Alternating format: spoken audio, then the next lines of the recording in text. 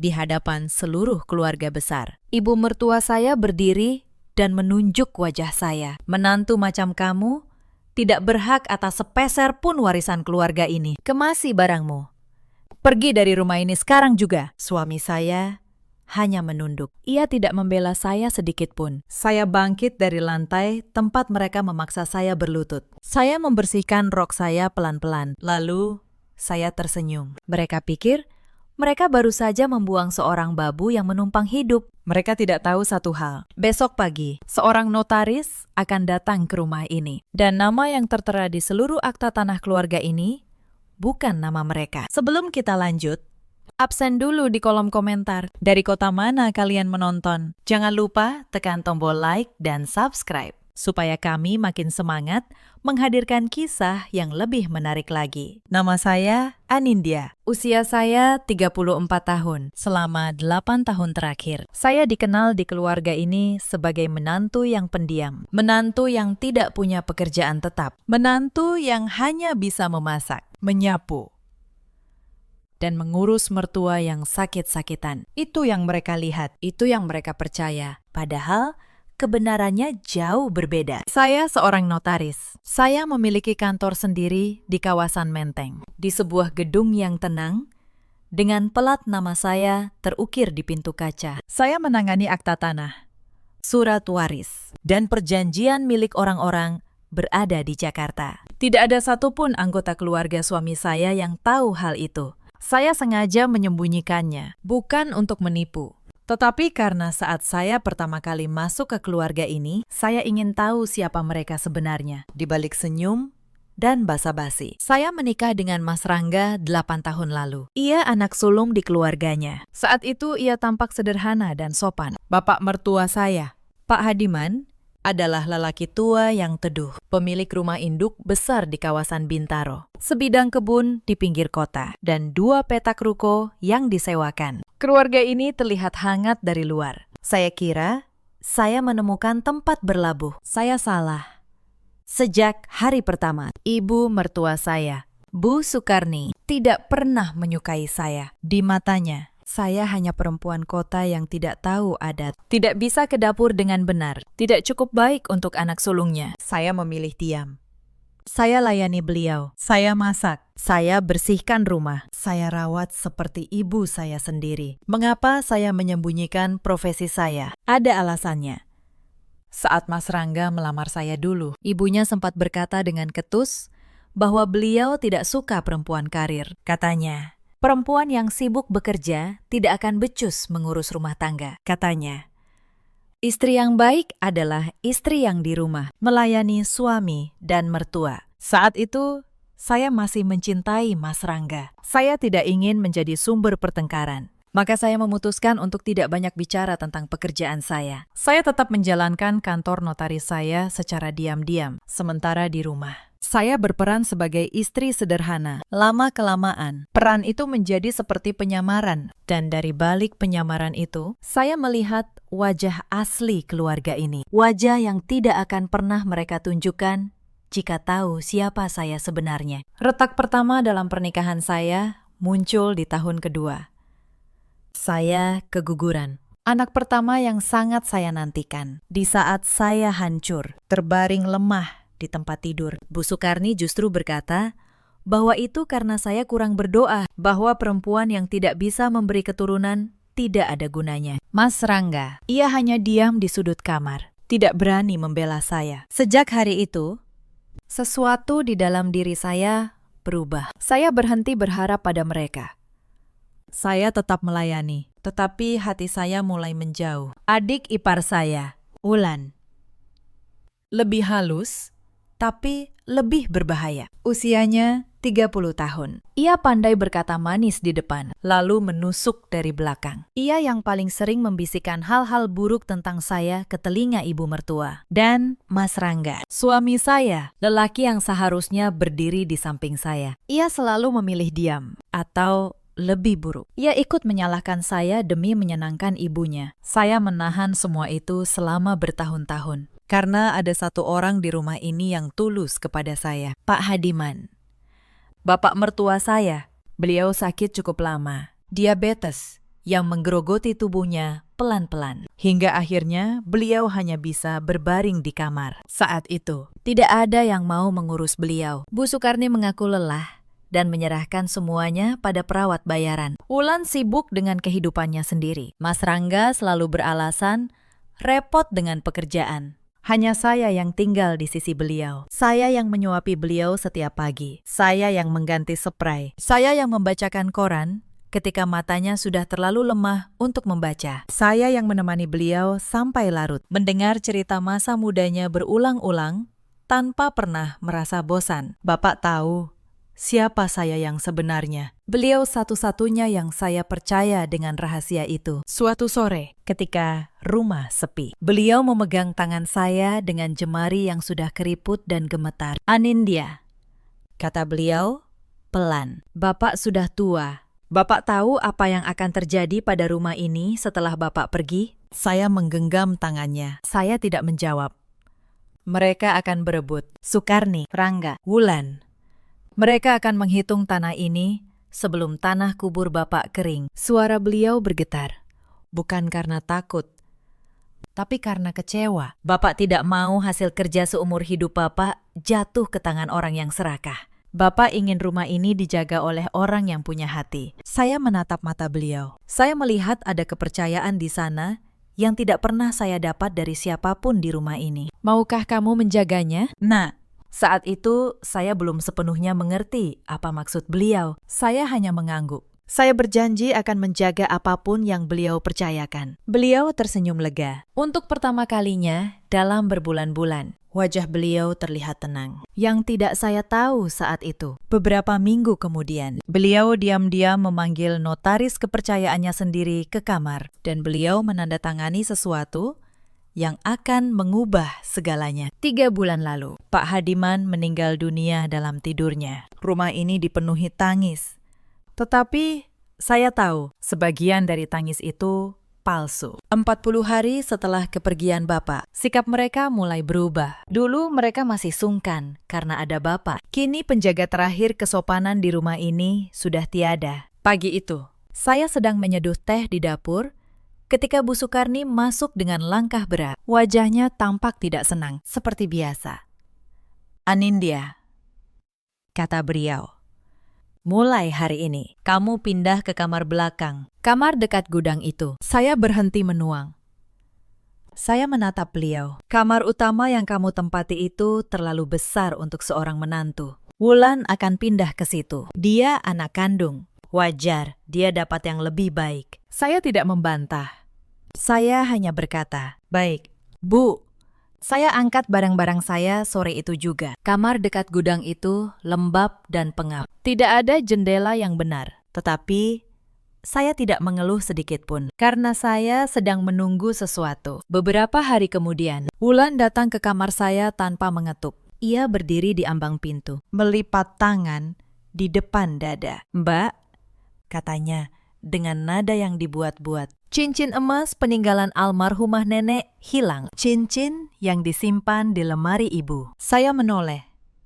Lalu, hanya Mbak yang sering masuk ke kamar ibu. Mbak yang terakhir membersihkan lemari itu kemarin. Saya mengerti kemana arah pembicaraan ini. "Wulan, saya tidak mengambil apapun. Saya tidak menuduh," katanya sambil tersenyum tipis. "Saya hanya bilang faktanya. Mbak orang luar di rumah ini. Wajar kalau orang curiga." Ia berbalik pergi sebelum saya sempat menjawab. Malam itu, Bu Sukarni menggeledah kamar saya di depan semua orang. Tentu saja tidak ada apa-apa. Tetapi tidak ada satupun dari mereka yang meminta maaf. Cincin itu, beberapa hari kemudian, ditemukan di laci meja rias Wulan sendiri. Katanya cuma salah taruh.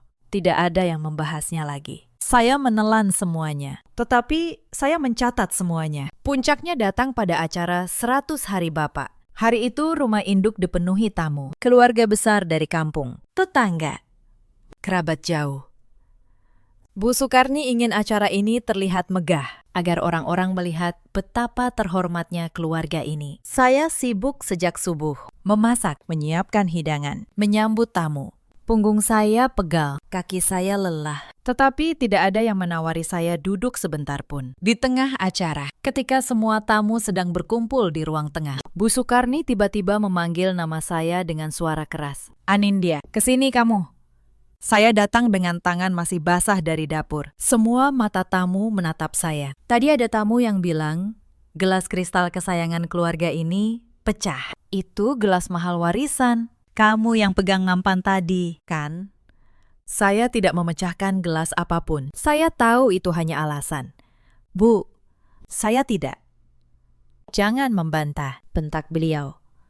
Memotong kalimat saya. Di depan semua orang, kamu berani melawan mertua. Begini cara menantu kota memperlakukan keluarga suaminya. Ruangan menjadi hening. Para tamu saling pandang. Lalu Bu Sukarni melakukan sesuatu yang membuat darah saya membeku. "Berlutut," kata beliau.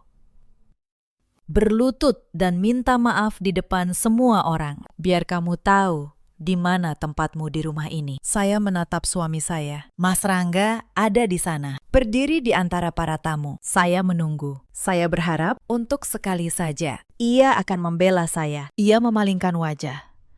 Wulan berdiri di sudut, menyembunyikan senyum di balik tangannya. Saya menarik napas. Lalu, demi tidak membuat keributan di hari peringatan Bapak, saya berlutut. Lutut saya menyentuh lantai dingin di depan puluhan pasang mata. Air mata para tamu sebagian merasa iba, sebagian menikmati tontonan itu. "Maafkan saya," kata saya pelan.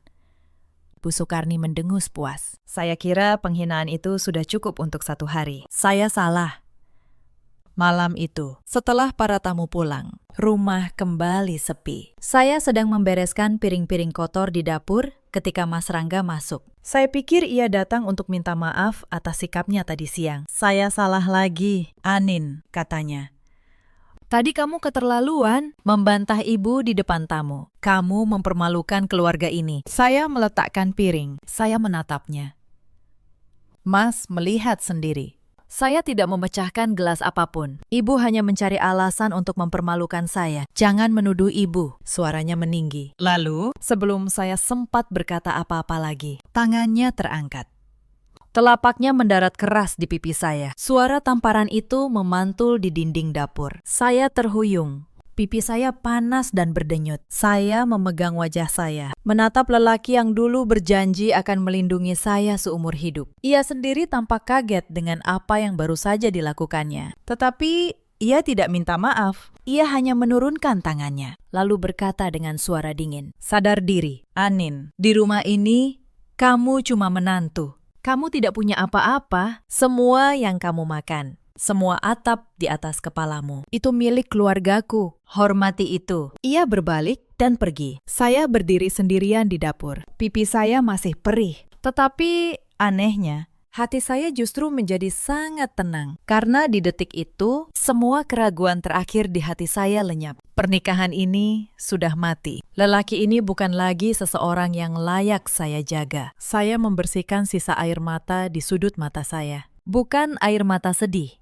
Itu air mata seseorang yang akhirnya melepaskan beban yang terlalu lama dipikulnya. Saya masuk ke kamar kecil dekat gudang itu. Saya mengunci pintu. Lalu, saya membuka tas jinjing tua yang selalu saya simpan di bawah tempat tidur. Di dalamnya, terbungkus rapi dalam map coklat, ada beberapa lembar dokumen. Saya membuka map itu pelan-pelan dan menatap lembar paling atas di bawah cahaya lampu yang temaram. Senyuman kecil kembali terukir di bibir saya. Keesokan paginya, situasi semakin memburuk. Bu Sukarni memanggil saya ke ruang tengah. Wulan dan Mas Rangga sudah duduk di sana. Di atas meja, tergeletak selembar kertas bermaterai. "Anindya," kata Bu Sukarni dengan nada datar, "kami sekeluarga sudah membicarakan ini. Sekarang Bapak sudah tidak ada. Kami akan mengurus pembagian warisan." Saya duduk dengan tenang. Sebagai menantu, kamu tidak punya hak apapun atas harta keluarga ini. Itu sudah jelas menurut hukum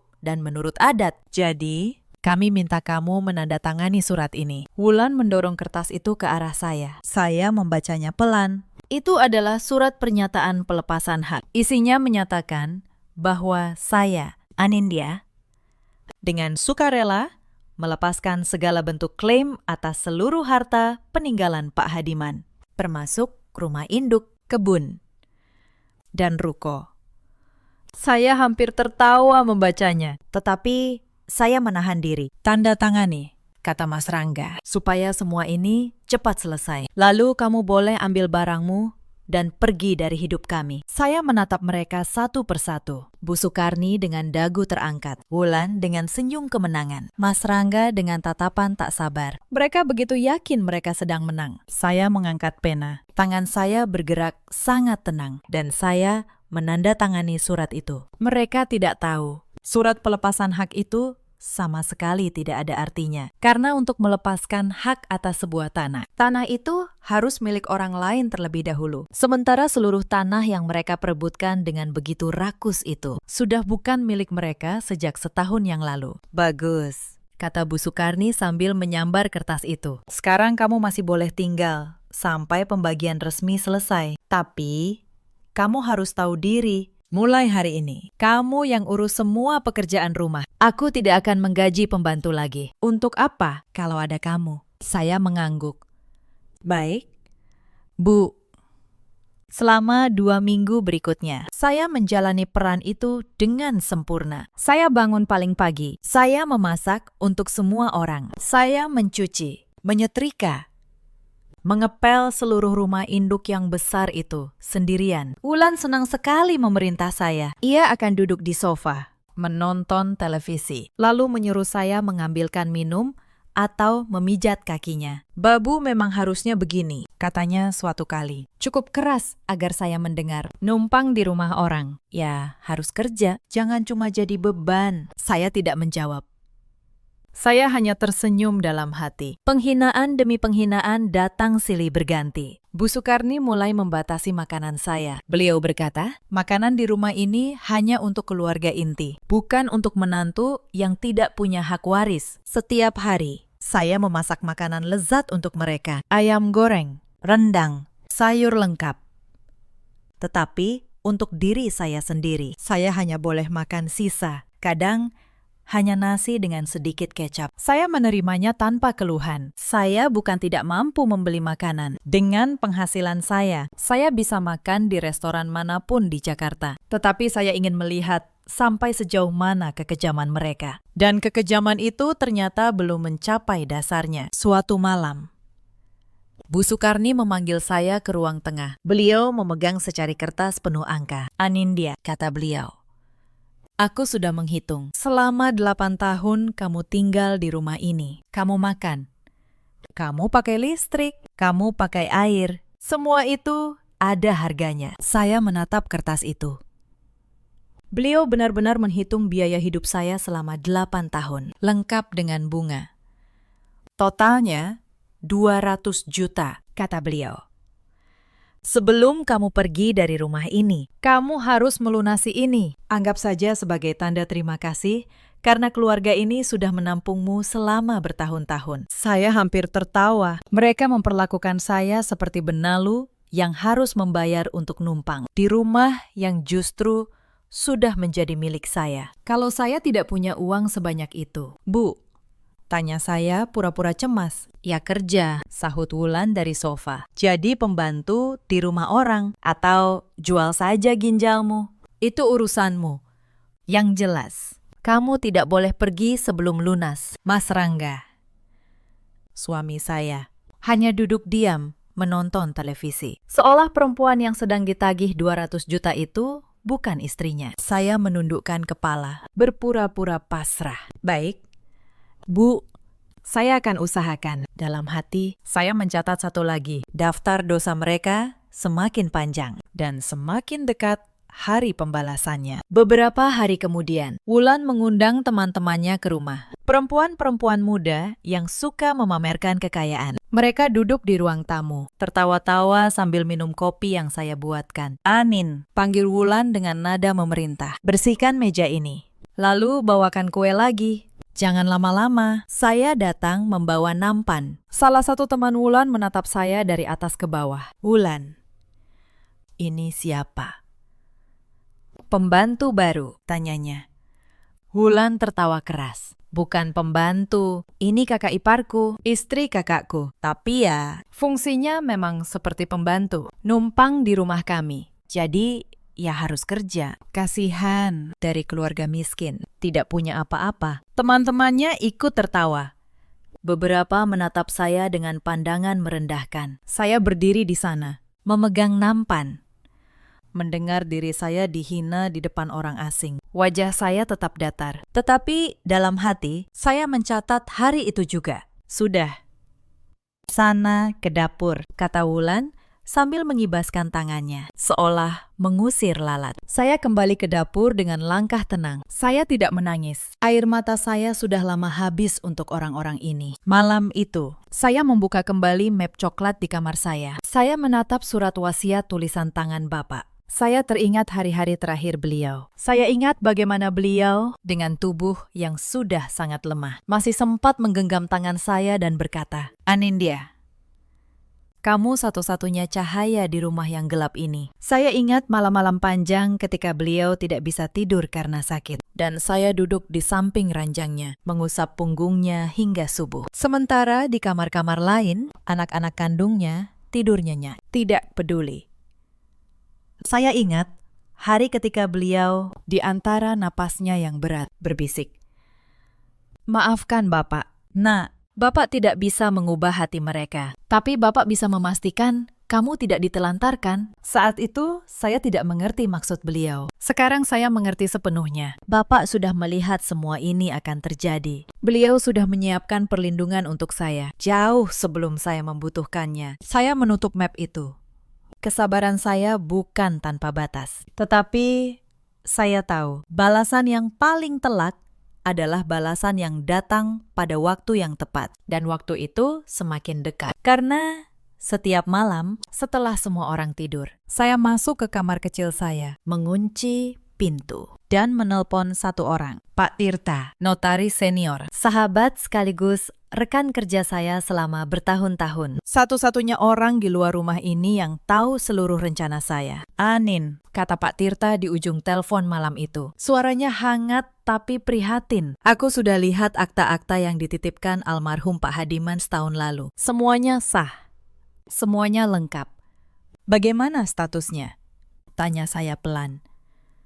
"Rumah induk di Bintaro, kebun di pinggir kota, 2 ruko yang disewakan. Ketiganya sudah dibalik nama atas namamu, Anin. Resmi.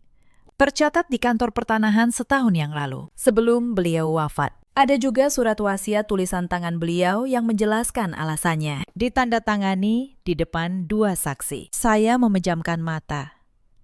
Saya teringat sore itu, saat tangan keriput Bapak menggenggam tangan saya. Saat beliau bertanya apakah saya mau menjaga rumah ini, beliau tidak hanya meminta janji, beliau sudah memastikannya secara hukum, diam-diam, agar tidak seorang pun bisa membantah. Kenapa beliau melakukannya untuk saya? "Pakistan," tanya saya. Suara saya hampir pecah. Di surat wasiatnya, beliau menulis sendiri, jawab Pak Tirta. Beliau bilang, "Dari semua orang di rumah itu, hanya kamu yang merawatnya tanpa pamrih. Hanya kamu yang menungguinya saat ia sakit." Beliau tahu, anak-anaknya hanya menunggu kematiannya untuk membagi harta. Beliau tidak mau kerja kerasnya jatuh ke tangan yang salah. Saya tidak bisa menahan air mata kali ini. Tetapi ini air mata yang berbeda. Air mata syukur kepada satu-satunya orang yang pernah benar-benar melihat saya. "Pak Tirta," kata saya setelah beberapa saat, "saya butuh bantuan Bapak, apapun." "Anin." Mereka berencana mengadakan pembagian warisan resmi minggu depan. Mereka akan memanggil seluruh keluarga besar untuk menyaksikan. Mereka bahkan sudah mencari pembeli untuk rumah induk ini. Mereka mau menjualnya. Saya mendengar Pak Tirta menarik napas. Mereka mau menjual tanah yang bukan milik mereka, katanya. "Benar," kata saya. "Saya ingin Bapak datang ke acara itu, membawa semua dokumen aslinya. Saya ingin semuanya terbongkar di depan seluruh keluarga besar. Pada hari yang sama, saat mereka berpikir mereka menang." "Kamu yakin, Anin?" "Setelah ini, tidak ada jalan kembali. Saya menatap dinding kamar kecil yang pengap itu. Saya teringat lutut saya yang menyentuh lantai dingin di depan puluhan tamu. Saya teringat tamparan di pipi saya. Saya teringat kata babu yang dilemparkan Wulan berulang-ulang. Saya yakin. Pakistan, kata saya. Sudah waktunya rumah ini kembali ke pemilik yang dipercaya menjaganya. Beberapa hari sebelum acara, saya mendengar pembicaraan yang menguatkan keputusan saya. Saya sedang menyetrika di ruang belakang ketika suara Wulan dan ibunya terdengar dari ruang tengah. Mereka tidak tahu saya ada di dekat situ. Bu, pembeli rumah ini sudah deal, kata Wulan dengan suara bersemangat. 3 miliar. Mereka mau bayar tunai. Kita tinggal urus surat-suratnya setelah pembagian resmi minggu depan. Bagus, jawab Bu Sukarni. Uangnya kita bagi 3. Aku, kamu, dan Rangga. Si Anindya tidak usah dikasih sepeser pun. Dia sudah teken surat pelepasan, kan? Sudah. Bu, dia bodoh sekali. Langsung teken tanpa baca benar. Wulan tertawa. Dasar babu. Setelah uang cair, kita usir dia.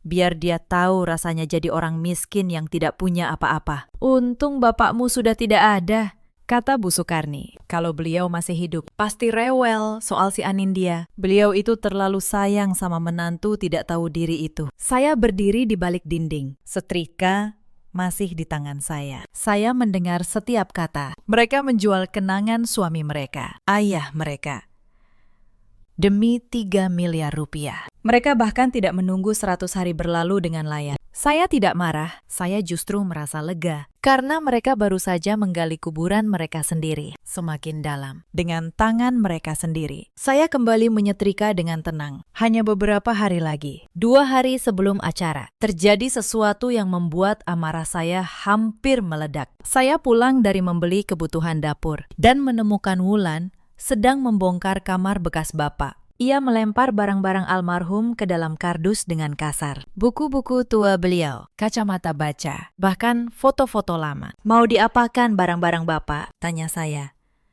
Dibuang, jawab Wulan tanpa menoleh. Sudah tidak berguna. Kamar ini mau aku jadikan ruang rias. Barang orang mati cuma bikin sumpek. Saya melihat sebuah jam tangan tua di antara barang yang akan dibuang. Jam tangan yang dulu sering dipakai bapak. Beliau pernah bercerita, itu pemberian istrinya saat mereka muda. Saya mengambil jam itu.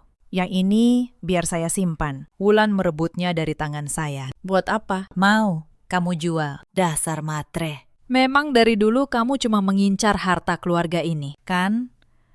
Kata-kata itu dari mulut perempuan yang 2 hari lagi berencana menjual rumah ayahnya seharga 3 miliar. Terasa begitu ironis. Saya menatapnya tenang. Simpan saja kalau begitu. Tapi suatu hari, kamu akan menyesal sudah membuang kenangan ayahmu semudah ini. Wulan tertawa mengejek.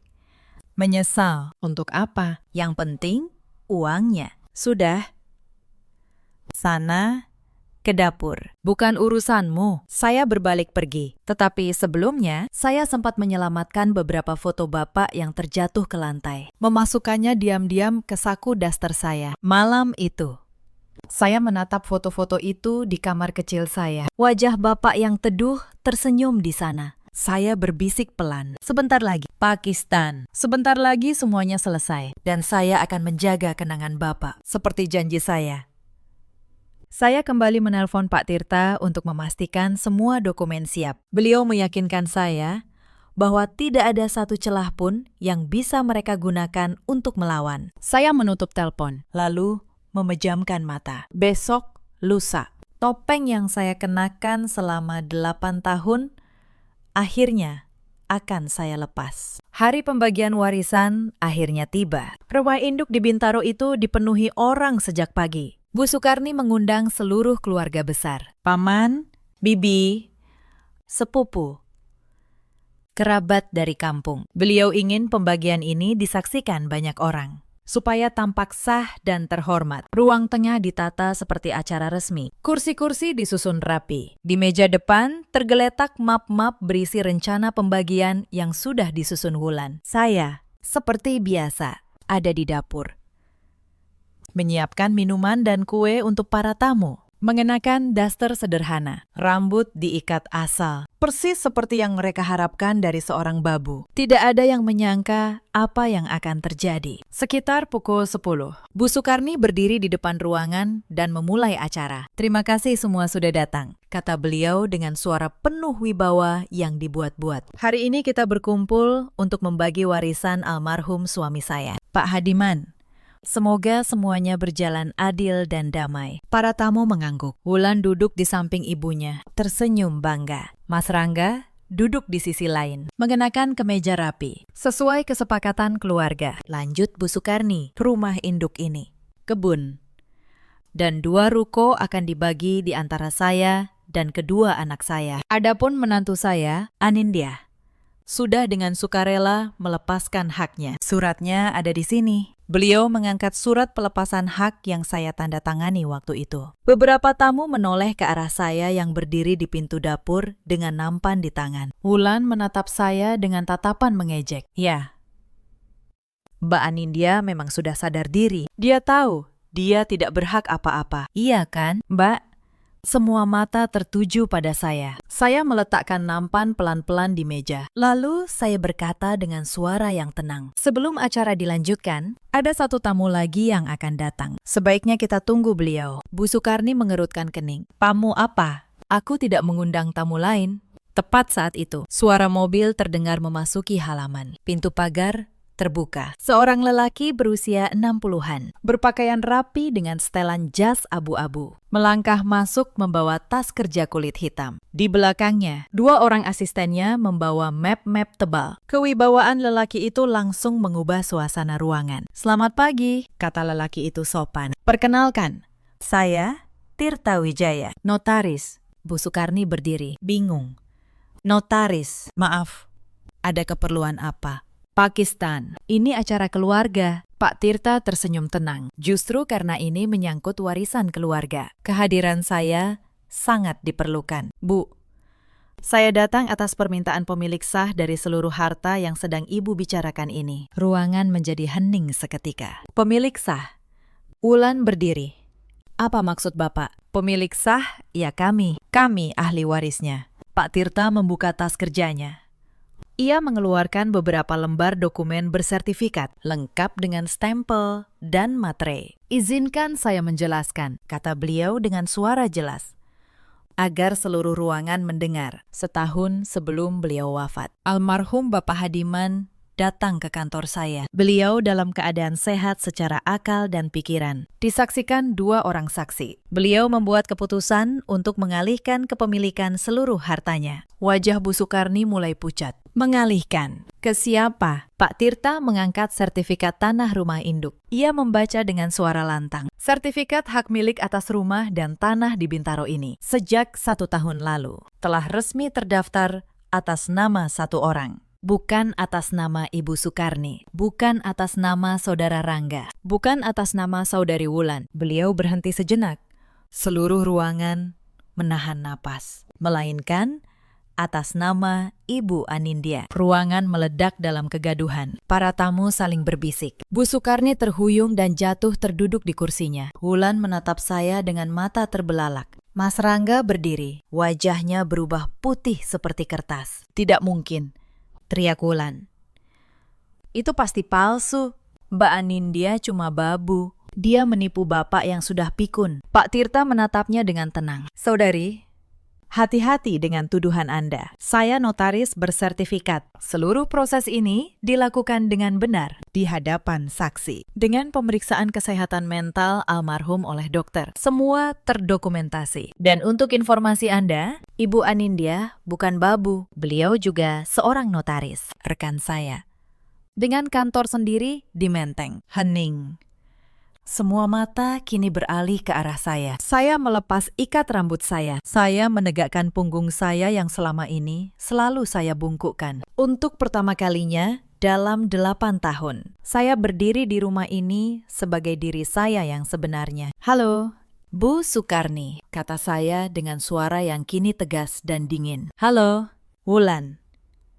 Mas Rangga. Saya berjalan ke tengah ruangan, melewati para tamu yang menatap saya tak percaya selama 8 tahun. Kalian melihat apa yang ingin kalian lihat. Menantu miskin, perempuan lemah, babu yang menumpang. Kalian tidak pernah sekalipun bertanya siapa saya sebenarnya. Karena bagi kalian, saya tidak cukup penting untuk ditanya. Saya berhenti di depan Bu Sukarni. Surat pelepasan hak yang ibu paksa saya tanda tangani itu. Saya tanda tangani dengan senang hati. Karena surat itu sama sekali tidak berarti. Bagaimana saya bisa melepaskan hak atas tanah yang justru sudah menjadi milik saya? Bu Sukarni membuka mulut, tetapi tidak ada suara yang keluar. Saya berbalik ke arah Wulan. Kamu suka sekali menyuruh saya jadi babu, kan?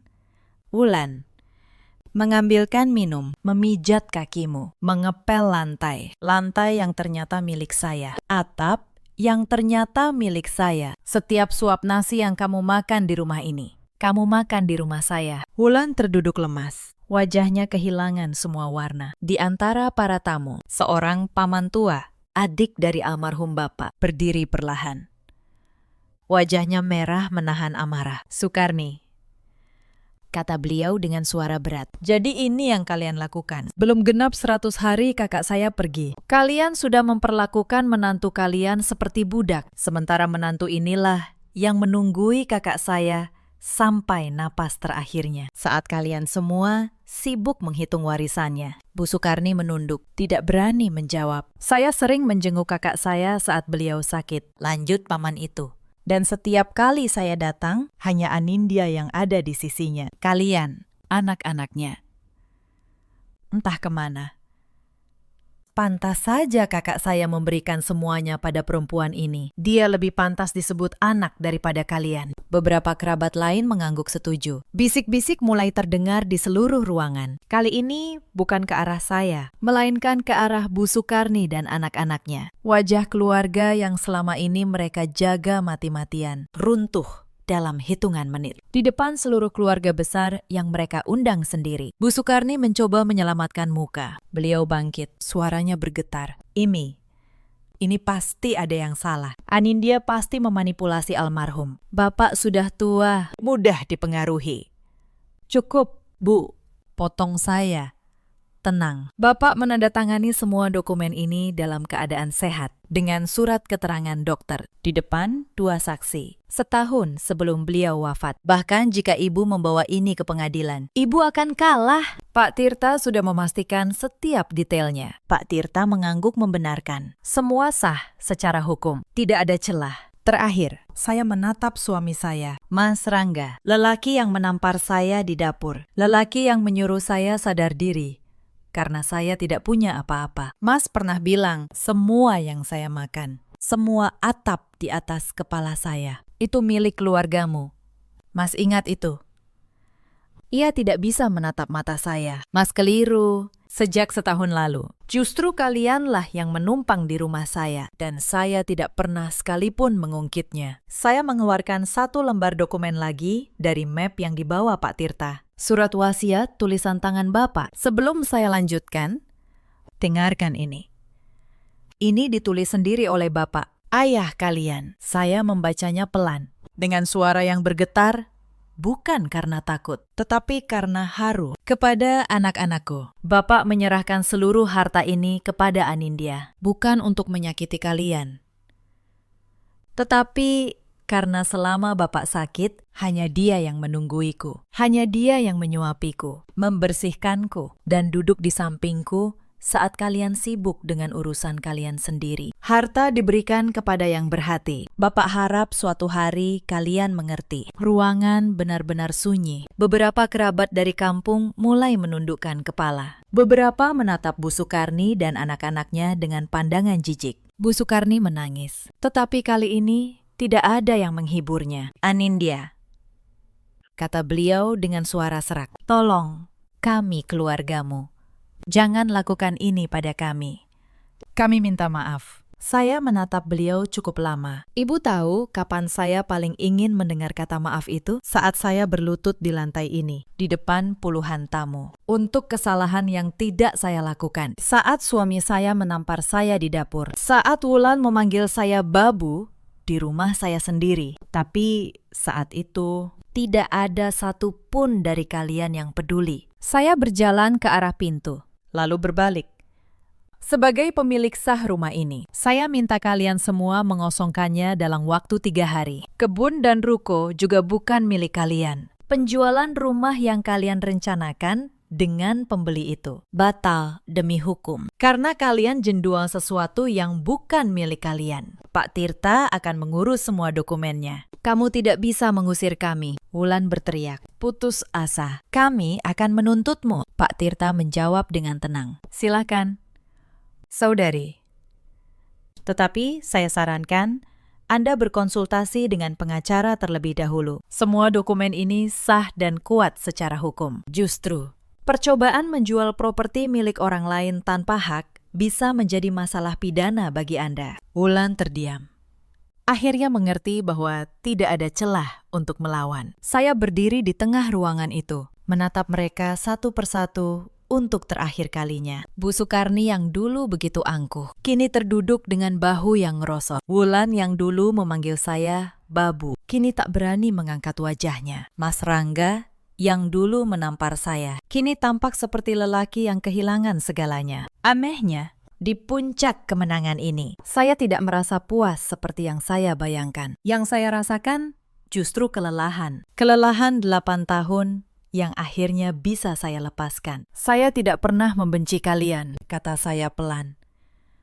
Dan itu adalah kebenaran. Saya hanya berhenti membiarkan kalian menyakiti saya. Itu berbeda. Saya menoleh pada para kerabat yang masih duduk membisu. Terima kasih sudah datang. Maaf, acara hari ini tidak seperti yang kalian harapkan. Tetapi mungkin ini pelajaran untuk kita semua, bahwa kebaikan dan kekejaman, keduanya selalu kembali kepada pelakunya. Beberapa kerabat mengangguk. Seorang bibi tua menghampiri saya, menggenggam tangan saya, dan berbisik. Almarhum pasti bangga padamu. Nah, air mata hampir jatuh dari mata saya, tetapi saya menahannya. Belum saatnya. Saya tidak tinggal lebih lama. Saya tidak perlu melihat tangis mereka lebih jauh. Saya naik ke kamar kecil dekat gudang itu. Kamar tempat mereka membuang saya. Saya mengambil tas saya. Tidak banyak yang saya bawa. Hanya beberapa pakaian dan map coklat berisi dokumen-dokumen itu. Saat saya melangkah keluar dari rumah induk, matahari siang terasa hangat di wajah saya. Untuk pertama kalinya dalam 8 tahun, saya bernapas dengan lega. Di halaman, mobil Pak Tirta sudah menunggu. Kamu baik-baik saja, Anin? Tanya beliau. Saya tersenyum. Lebih baik dari yang pernah saya rasakan. Pakistan. Saya menatap rumah induk itu untuk terakhir kalinya. Rumah yang menjadi milik saya, tetapi tidak lagi ingin saya tinggali. Terlalu banyak luka di dalamnya. Pak Tirta, kata saya ingin menjual kebun dan 1 ruko. Hasilnya saya mau pakai untuk membangun panti jompo kecil. Tempat yang layak untuk orang-orang tua yang ditinggalkan anak-anaknya. Seperti Bapak. Pak Tirta menatap saya, lalu tersenyum bangga. Almarhum pasti akan sangat bahagia mendengarnya. Mobil mulai bergerak meninggalkan halaman. 3 hari kemudian, mereka benar-benar harus mengosongkan rumah induk. Saya tidak datang menyaksikannya. Pak Tirta yang menceritakan semuanya kepada saya. Bu Sukarni dan Wulan pindah ke rumah kontrakan kecil di pinggiran. Uang tabungan mereka tidak banyak, karena selama ini mereka hidup mewah dari hasil sewa ruko dan kebun. Kini sumber penghasilan itu sudah tidak ada lagi. Wulan, yang dulu suka memamerkan tas dan perhiasan mahal, kini harus menjual barang-barangnya satu persatu untuk bertahan hidup. Pernikahan yang ia rencanakan dengan seorang lelaki kaya batal. Ketika calon mertuanya tahu keluarganya tidak punya apa-apa. Saya dengar beberapa bulan kemudian, Wulan bekerja sebagai pelayan di sebuah kafe. Pekerjaan yang dulu sangat ia rendahkan. Hidup memang punya cara sendiri untuk mengajarkan kerendahan hati pada mereka yang lupa diri. Bu Sukarni, yang dulu begitu bangga dengan rumah induknya yang besar, kini harus tinggal di kontrakan sempit. Tidak ada lagi tamu yang datang menghormatinya. Tidak ada lagi keluarga besar yang mengundangnya. Kabar tentang bagaimana beliau memperlakukan menantunya sudah menyebar, dan banyak kerabat yang menjauh. Suatu kali, Mbak Asi, pembantu lama yang dulu bekerja di rumah induk, dan diam-diam selalu baik pada saya. Menelpon.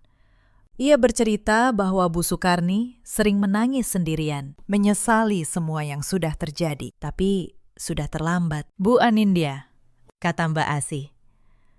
Penyesalan memang selalu datang di akhir. Mas Rangga lebih menyedihkan lagi. Selama bertahun-tahun, ia hanya bergantung pada nama besar ayahnya. Ia tidak punya keahlian apapun untuk berdiri sendiri. Setelah rumah dan harta hilang, ia kehilangan arah. Beberapa bulan kemudian, ia datang ke kantor saya di Menteng. Saya hampir tidak mengenalinya. Wajahnya kuyu, bajunya lusuh.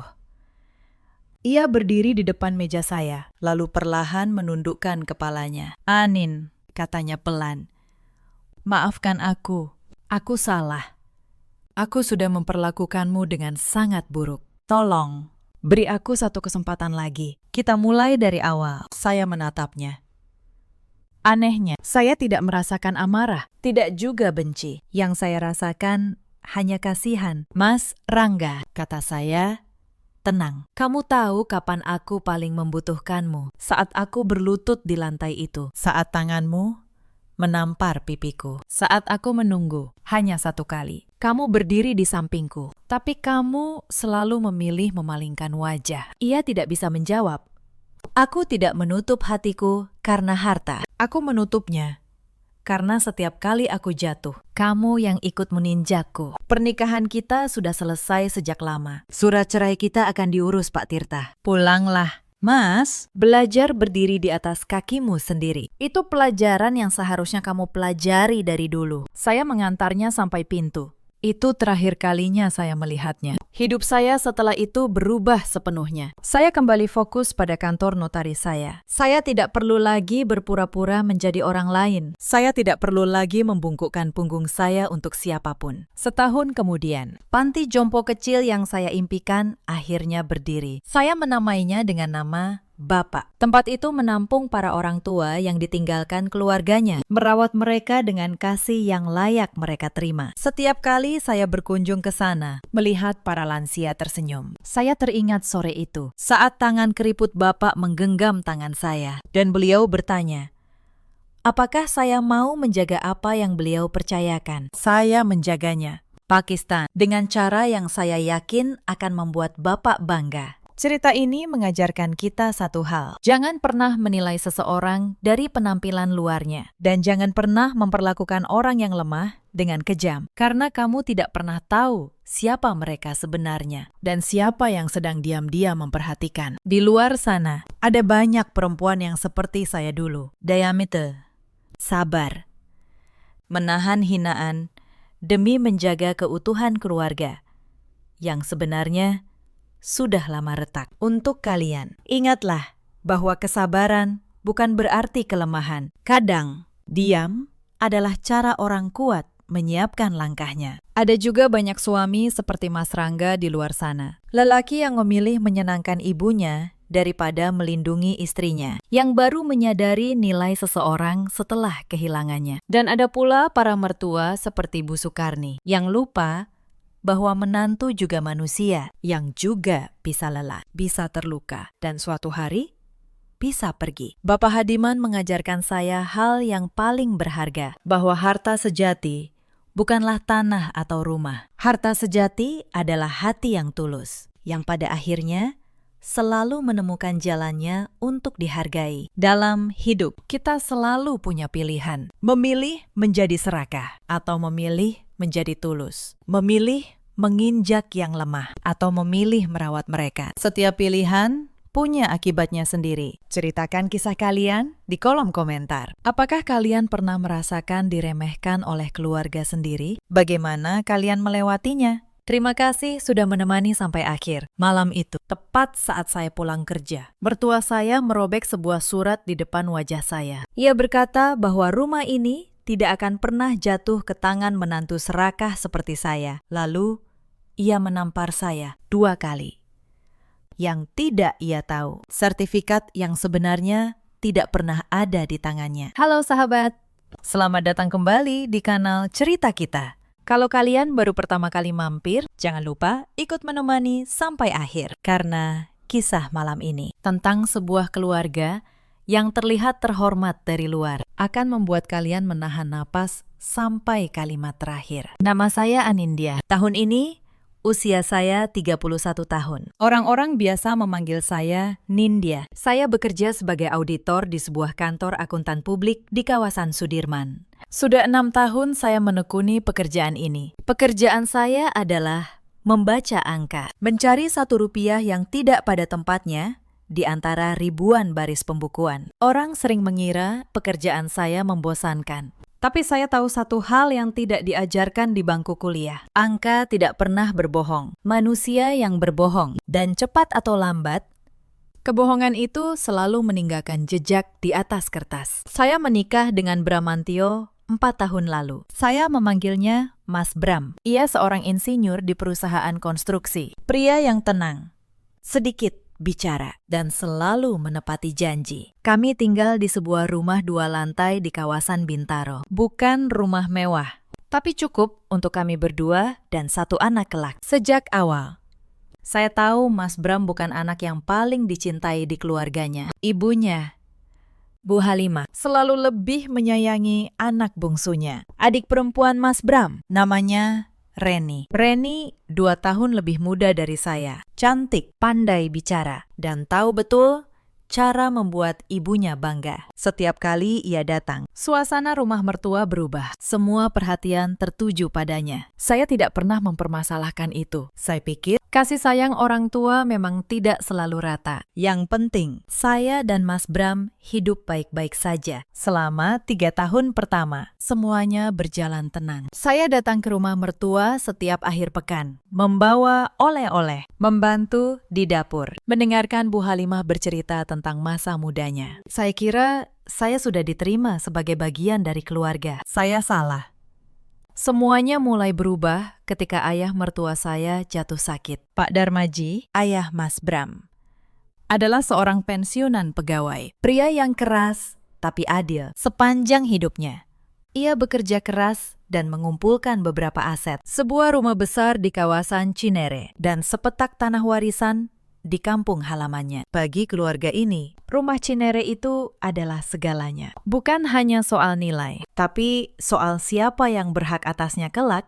Awal tahun ini, Pak Darmaji terkena stroke. Tubuh sebelah kanannya melemah, bicaranya menjadi tidak jelas. Dokter mengatakan, ia masih bisa pulih perlahan, asal mendapat perawatan yang baik dan suasana yang tenang. Sejak hari itu, rumah mertua berubah menjadi medan perang yang sunyi. Saya tidak menyadarinya saat itu. Tapi di balik wajah-wajah yang khawatir, ada sesuatu yang lain. Sesuatu yang dingin. Sesuatu yang sudah mulai menghitung. Dan saya, menantu yang setiap hari sibuk membaca angka di kantor orang, tidak pernah mengira bahwa angka paling berbahaya justru sedang ditulis diam-diam di rumah keluarga saya sendiri. 2 minggu setelah Pak Darmaji keluar dari rumah sakit, Bu Halimah meminta seluruh keluarga berkumpul. Saya baru pulang dari kantor malam itu. Saya menghabiskan 10 jam memeriksa laporan keuangan sebuah perusahaan. Mata saya perih, kepala saya berat.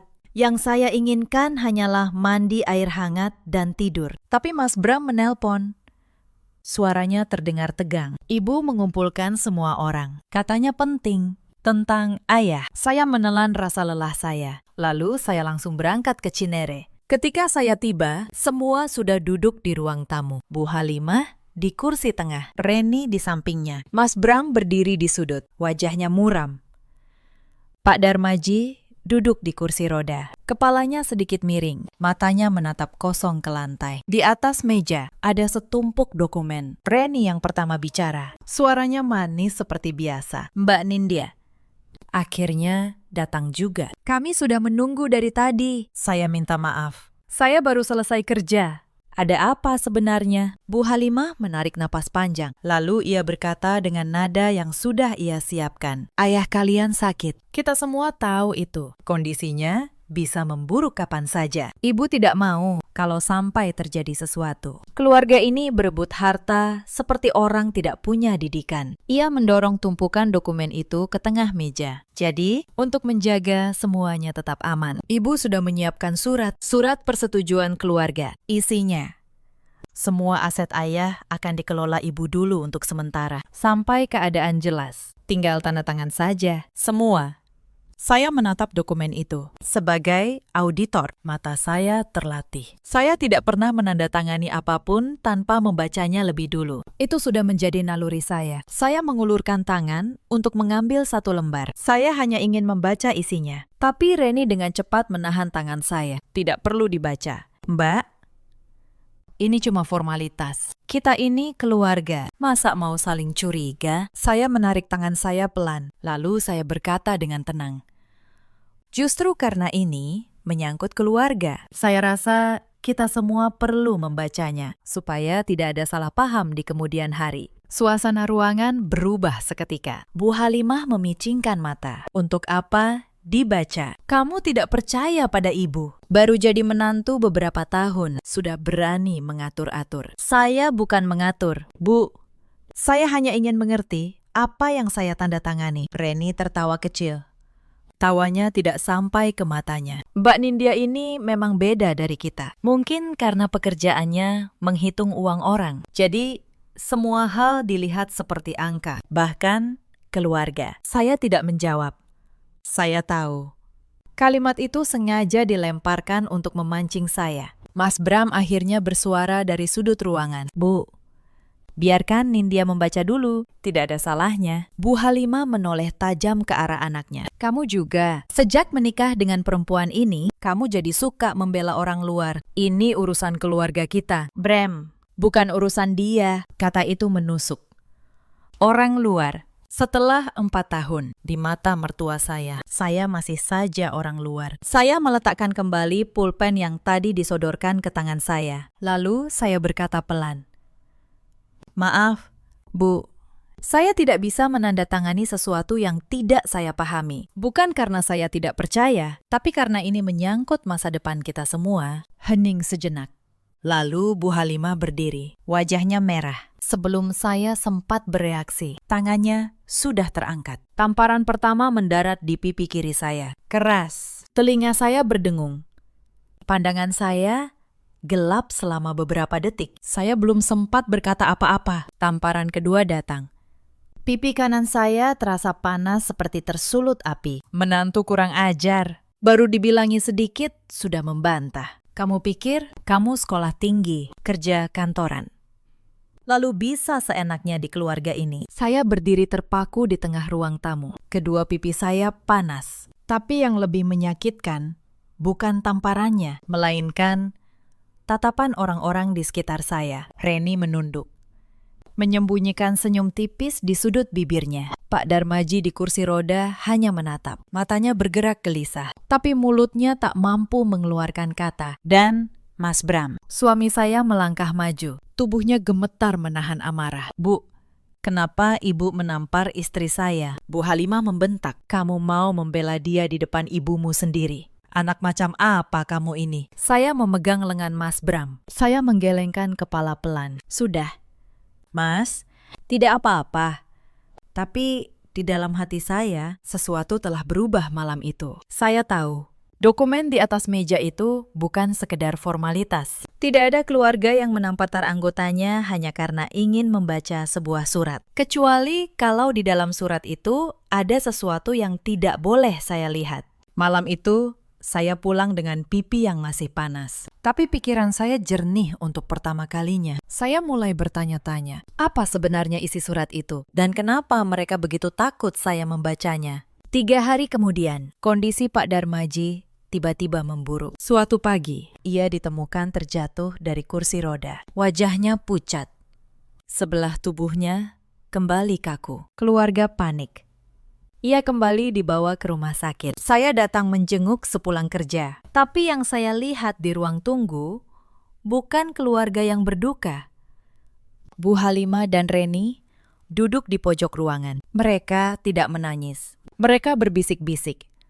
Kepala mereka berdekatan. Di pangkuan Reni ada sebuah map coklat tebal. Ketika mereka melihat saya datang, Reni langsung menutup map itu dengan tangannya. Gerakan yang cepat, hampir refleks. Seolah ada sesuatu yang tidak boleh saya lihat. Mbak Nindya, kok kesini? Reni bertanya. Suaranya berusaha terdengar biasa. Saya menjenguk ayah. Bagaimana kondisinya? Masih kritis. Dokter bilang harus banyak istirahat. Bu Halimah menjawab tanpa menoleh. Saya duduk agak jauh dari mereka. Tapi mata saya terlatih untuk memperhatikan hal-hal kecil. Map coklat di pangkuan Reni itu penuh. Dan di sudutnya terselip ujung sebuah dokumen yang sangat saya kenali bentuknya. Saya pernah melihat ratusan dokumen seperti itu di kantor. Itu adalah salinan sertifikat tanah. Kenapa? Di tengah ayah mereka sedang kritis di ruang ICU. Dua perempuan ini malah sibuk membawa-bawa sertifikat ke rumah sakit. Saya tidak bertanya, saya hanya diam. Tapi di dalam hati, potongan-potongan kecil mulai tersusun. Surat yang harus saya tanda tangani buru-buru. Tamparan saat saya menolak. Dan sekarang, sertifikat yang dibawa ke rumah sakit saat sang pemilik tak lagi bisa bicara. Malam itu, saat saya pamit pulang, saya mendengar Bu Halimah berkata pelan kepada Reni. Suaranya nyaris tak terdengar. Tapi ruangan itu sepi. Cepat selesaikan urusan notaris. Sebelum dia benar-benar tidak bisa apa-apa. Saya berhenti sejenak di ambang pintu. Lalu, saya melanjutkan langkah. Berpura-pura tidak mendengar apa-apa. Tapi di dalam dada saya, jantung berdebar kencang. Urusan notaris. Sebelum dia tidak bisa apa-apa. Saya seorang auditor. Saya tahu persis apa artinya kalimat itu. Seseorang sedang berusaha memindahkan kepemilikan sebuah aset. Mumpung pemiliknya sudah tidak mampu menyatakan kehendaknya sendiri. Beberapa hari kemudian, ada kejadian lain yang semakin membuka mata saya. Biaya perawatan Pak Darmaji di rumah sakit tidaklah sedikit. Suatu hari, pihak rumah sakit menagih sebagian tunggakan. Saya kebetulan ada di sana saat itu. Bu Halimah dan Reni langsung berdebat soal siapa yang harus membayar. Tapi yang membuat saya heran, mereka berdua sama-sama mengaku tidak punya uang. Padahal, beberapa hari sebelumnya, saya melihat Reni membawa belanjaan mahal dan Bu Halimah memakai perhiasan baru. Akhirnya, sayalah dan Mas Bram yang melunasi tunggakan itu. Tanpa banyak bicara, Reni menatap saya saat saya menyerahkan pembayaran. Di matanya, bukan ada rasa terima kasih, melainkan perhitungan. Seolah ia sedang mengukur seberapa banyak lagi yang bisa ia peras dari saya dan Mas Bram sebelum ia membuang kami. Saat itu, saya sadar bagi mereka, Pak Darmaji bukan lagi seorang ayah yang harus dirawat. Beliau hanyalah pintu menuju harta yang harus segera dibuka. Dan saya, menantu yang menghalangi pintu itu, adalah penghalang yang harus disingkirkan sebelum semua kekacauan soal sertifikat itu meledak. Sebenarnya ada tanda-tanda yang lebih awal. Tanda-tanda kecil yang dulu saya abaikan. Tapi kini saya pahami sebagai bagian dari pola yang sama. Sejak Pak Darmaji sakit, Bu Halimah mulai memperlakukan saya bukan seperti menantu, melainkan seperti pembantu yang tidak dibayar. Setiap kali saya datang ke rumah Cinere, selalu ada daftar pekerjaan yang menunggu. Cuci piring yang menumpuk, pel lantai yang katanya kotor, setrika baju satu keranjang penuh. Saya tidak keberatan membantu. Merawat orang tua yang sakit adalah kewajiban, tapi yang membuat saya tertekan adalah caranya. Suatu sore, saya baru pulang kerja. Badan saya lelah. Tapi Bu Halimah menelpon, memaksa saya datang. Katanya ada keperluan mendesak soal Pak Darmaji. Ketika saya tiba, ternyata tidak ada keperluan mendesak apapun. Yang ada hanyalah seember pakaian kotor di kamar mandi. Pakaian milik Reni dan keluarganya yang sedang menginap. Reni duduk santai di ruang tamu sambil menggendong anaknya. Ia berkata tanpa menoleh, "Mbak Nindya, tolong cucikan baju-baju itu ya. Aku capek seharian ngurus bayi." Saya menatap ember itu. Lalu saya menatap Reni. "Reni, kamu punya mesin cuci di rumah ini. Kenapa harus dicuci tangan?" Bu Halimah menyahut dari dapur. "Mesin cuci itu untuk baju biasa. Baju bayi dan pakaian dalam harus dicuci tangan biar bersih. Kamu ini menantu, masa begitu saja tidak mau?" Saya menarik napas. "Saya bukan tidak mau membantu, Bu. Tapi saya baru pulang kerja. Dan ini pakaian pribadi Reni, bukan keperluan ayah."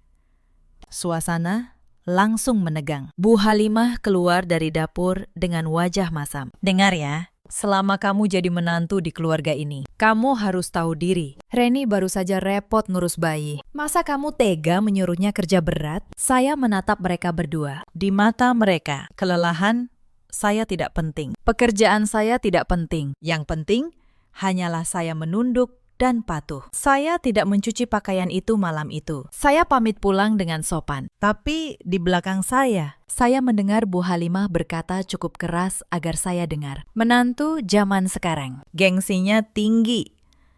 Tidak tahu cara menghormati keluarga suami. Kalimat itu mengiris. Tapi saya menelan rasa sakit itu. Saya tahu, melawan dengan emosi hanya akan memberi mereka senjata. Saya memilih diam, dan diam saya saat itu sudah mulai berubah menjadi sesuatu yang lain. Menjadi kesabaran yang sedang menunggu. Tidak puas dengan menekan saya di dalam rumah, Bu Halimah mulai menyerang nama baik saya di luar. Beberapa minggu kemudian, saya mendengar dari seorang tetangga lama yang ramah, Bu Yanti, bahwa ada kabar tidak enak yang beredar tentang saya di lingkungan rumah Cinere. Bu Yanti menarik saya ke samping saat saya datang menjenguk Pak Darmaji. Suaranya berbisik. "Dek, Ibu cuma mau ngasih tahu, ibu mertuamu itu sering cerita ke tetangga-tetangga. Katanya kamu menantu yang serakah. Katanya kamu cuma mau harta keluarga suamimu. Bahkan katanya kamu yang bikin bapak sakit gara-gara sering bikin beliau stres." Saya tertegun. Tuduhan itu sudah keterlaluan. Mereka bukan hanya ingin merebut harta, mereka ingin menghancurkan nama baik saya, supaya kalaupun nanti saya bicara kebenaran, tidak ada yang percaya. "Terima kasih sudah memberitahu saya, Bu Yanti," jawab saya pelan. Bu Yanti menggenggam tangan saya. "Ibu sudah lama kenal Bapak Darmaji. Beliau orang baik.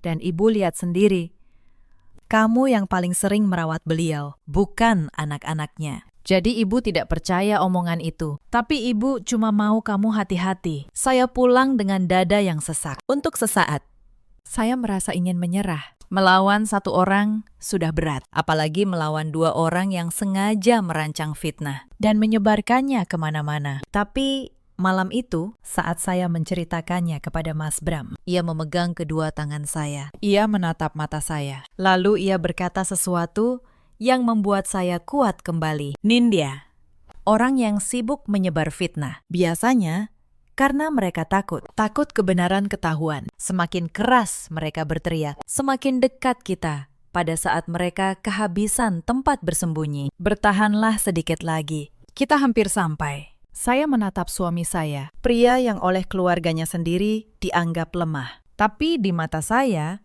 malam itu, ia adalah orang paling kuat yang pernah saya kenal. Saya mengangguk. Aku tidak akan menyerah. "Mas, bukan untuk harta, tapi untuk harga diri dan untuk ayah yang sudah menitipkan kepercayaannya pada kita." Sejak malam itu, saya mulai memperhatikan segalanya dengan lebih teliti. Bukan karena saya ingin mencampuri urusan keluarga, tapi karena naluri saya sebagai auditor menolak untuk diam. Ada sesuatu yang janggal di rumah ini, dan saya tidak bisa berpura-pura tidak melihatnya. Saya mulai sering datang ke rumah Cinere untuk membantu merawat Pak Darmaji. Setelah ia dipulangkan dari rumah sakit, saya membawakan bubur, membersihkan kamarnya, membantu perawat menggantikan posisinya agar tidak luka. Bu Halimah dan Reni tidak menyukai kehadiran saya, tapi mereka tidak bisa mengusir saya secara terang-terangan. Karena di mata tetangga, menantu yang merawat mertua yang sakit adalah hal yang terpuji. Suatu sore, saya sedang menyuapi Pak Darmaji di kamarnya. Beliau sudah bisa menggerakkan jemari tangan kirinya sedikit, meski masih belum bisa bicara dengan jelas. Saat saya menyeka mulutnya, tiba-tiba jemarinya yang lemah meraih pergelangan tangan saya. Genggamannya pelan, tapi penuh tenaga yang ia kumpulkan susah payah. Saya menatap matanya. Ada sesuatu di sana, bukan sekadar tatapan orang sakit. Ada kecemasan, ada peringatan. Bibirnya bergetar. Ia berusaha mengeluarkan suara. Hanya potongan kata yang keluar, samar dan terbata. Surat palsu. Jangan percaya. Saya membeku. Surat palsu, jangan percaya. Sebelum saya sempat bertanya lebih jauh, pintu kamar terbuka. Reni masuk membawa nampan obat. Matanya langsung menyapu ke tangan ayahnya yang menggenggam saya. "Sedang apa, Mbak?" tanyanya. Suaranya tajam. Saya melepaskan genggaman Pak Darmaji dengan tenang. Menyuapi ayah. Beliau tadi tersedak sedikit.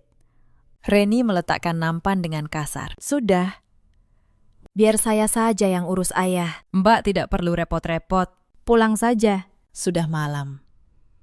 Saya berdiri perlahan. Sebelum keluar, saya menoleh sekali lagi ke arah Pak Darmaji. Matanya menatap saya lekat-lekat, seolah menitipkan sesuatu yang tak sempat ia katakan. Malam itu, saya tidak bisa tidur. Kalimat Pak Darmaji terus berputar di kepala saya. Surat palsu. Kalau ada surat yang palsu, berarti ada surat yang asli. Dan kalau ada yang repot-repot membuat surat palsu, berarti taruhannya sangat besar. Saya mulai menyusun dugaan. Surat persetujuan yang ingin saya tanda tangani waktu itu. Map sertifikat yang dibawa Reni ke rumah sakit. Urusan notaris yang harus diselesaikan sebelum Pak Darmaji benar-benar tidak bisa bicara. Semuanya mengarah pada satu hal. Seseorang sedang mencoba memalsukan dokumen kepemilikan rumah Cinere. Dan untuk itu, mereka butuh tanda tangan Pak Darmaji, atau setidaknya sesuatu yang terlihat seperti tanda tangannya. Seminggu kemudian, saya menemukan bukti pertama yang nyata. Pagi itu, rumah Cinere sepi. Bu Halimah membawa cucunya, anak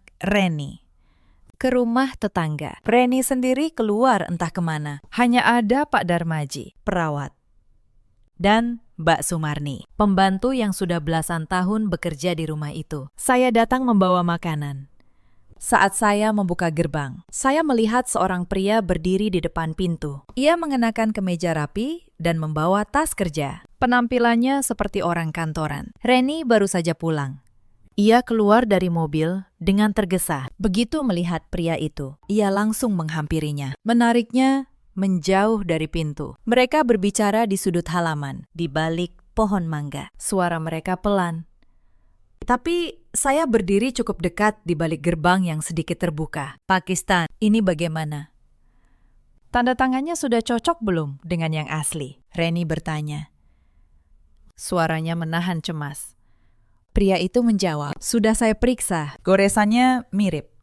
Tapi kalau dibandingkan dengan tanda tangan beliau di KTP atau dokumen lama, masih bisa ketahuan kalau diteliti betul-betul. Reni mendesis. Tidak usah khawatir soal itu. Yang penting, akta jual belinya jadi. Kakak saya itu tidak akan pernah curiga. Dia terlalu sibuk dengan istrinya yang sok pintar itu. Saya menahan napas. Jantung saya berdetak begitu keras, sampai saya takut mereka mendengarnya. Pria itu menyodorkan sebuah map kepada Reni. Ini draft aktanya. Tinggal ditandatangani di depan saya. Tapi ingat, Bu Reni, ini di luar prosedur. Kalau sampai ada masalah hukum, saya tidak ikut bertanggung jawab. Reni menerima map itu.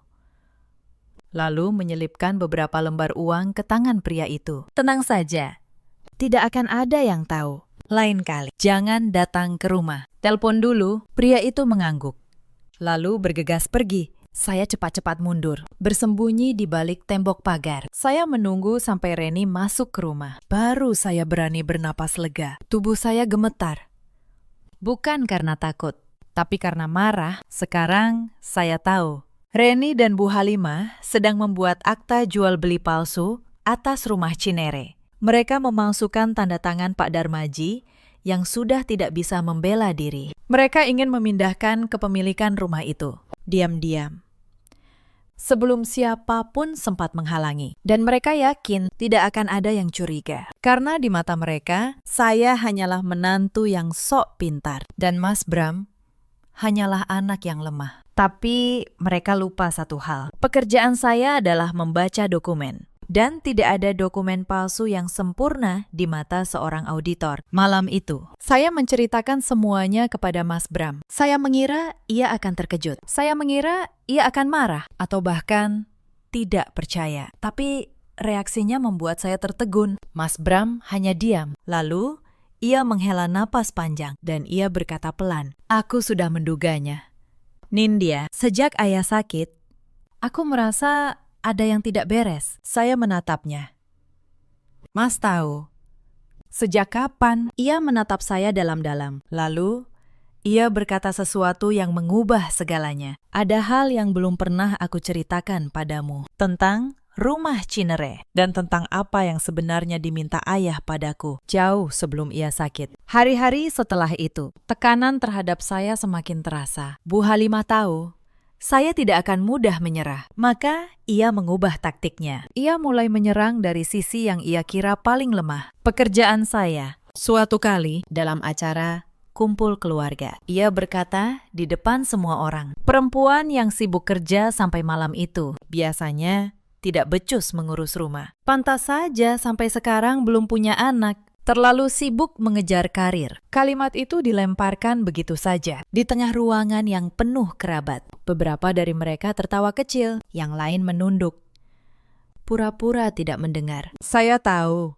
beliau sengaja mempermalukan saya. Ia ingin saya marah, ingin saya membantah, supaya ia punya alasan untuk menyebut saya menantu durhaka. Tapi saya hanya tersenyum. Saya menjawab dengan tenang. Setiap keluarga punya jalannya sendiri. Bu, saya bekerja. Dan saya juga tetap mengurus suami saya dengan baik. Soal anak, itu rejeki dari yang di atas. Bu Halimah mendengus. Tapi ia tidak bisa membalas. Karena di depan banyak orang. Jawaban saya terdengar sopan dan masuk akal. Malam itu, dalam perjalanan pulang, Mas Bram menggenggam tangan saya. Maafkan ibuku. Nindya, aku tahu betapa beratnya ini untukmu. Saya menggeleng pelan. Aku tidak apa-apa, Mas. Kata-kata bisa menyakiti, tapi kata-kata juga tidak bisa mengubah kebenaran. Dan kebenaran, cepat atau lambat, akan ada di pihak kita. Tapi serangan berikutnya jauh lebih licik. Beberapa hari kemudian, kantor saya mengirim saya untuk tugas audit ke luar kota selama 3 hari. Saya pamit kepada Mas Bram, saya tidak menaruh curiga apapun yang tidak saya ketahui. Reni dan Bu Halimah sudah menunggu kesempatan ini. Saat saya tidak ada di sisi Mas Bram untuk mengingatkannya, mereka mencoba menjebaknya. Di hari kedua kepergian saya, Reni datang ke rumah kami di Bintaro. Ia membawa setumpuk dokumen dan seorang pria yang katanya teman notaris. Mas,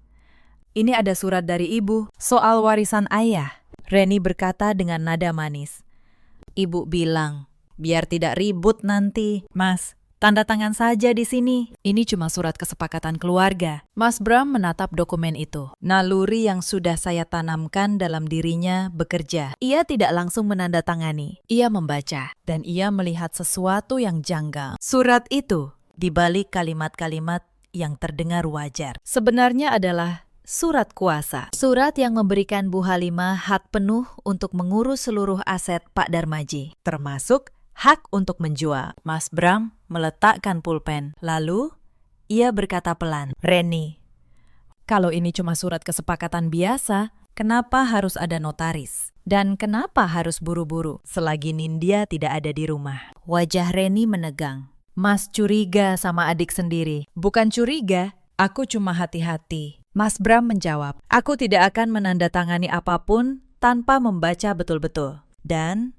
tanpa Nindya tahu. Reni mengambil kembali dokumennya dengan kasar. Sebelum pergi, ia berkata dengan dingin, Mas berubah sejak menikah dengan perempuan itu. Dulu Mas tidak pernah melawan ibu. Mas Bram menjawab tenang, aku tidak melawan ibu. Aku cuma tidak mau jadi alat untuk menyakiti orang yang tidak bersalah. Malam itu, Mas Bram menelpon saya. Ia menceritakan semuanya. Saya mendengarkan dari kamar hotel. Ratusan kilometer jauhnya, dengan hati yang berdebar. Mas, simpan dokumen yang tadi mereka bawa. Kalau bisa, foto setiap halamannya. Saya berkata, itu bukti. Bukti bahwa mereka berkali-kali mencoba memindahkan aset ayah dengan cara yang tidak benar. Mas Bram melakukannya. Satu persatu, kepingan bukti mulai terkumpul di tangan kami. Sepulang dari tugas, saya menemui 2 orang penting. Yang pertama, Pak Wibowo, notaris independen yang saya percaya. Saya menunjukkan kepadanya salinan surat wasiat asli